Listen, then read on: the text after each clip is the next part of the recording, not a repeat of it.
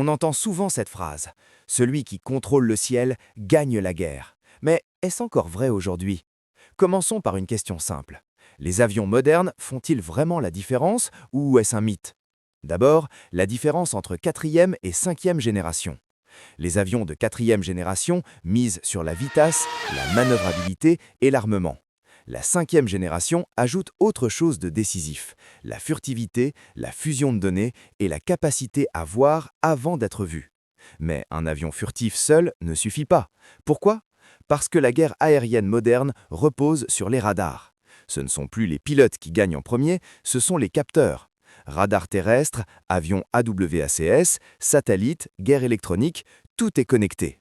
Un avion, même très avancé, n'est qu'un maillon d'un système global. Alors, autre question essentielle, la supériorité aérienne suffit-elle à gagner une guerre? La réponse est non.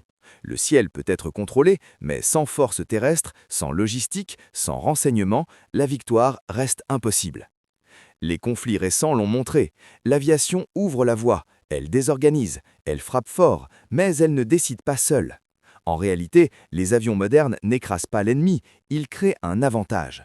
Un avantage qui doit être exploité par le reste de l'appareil militaire.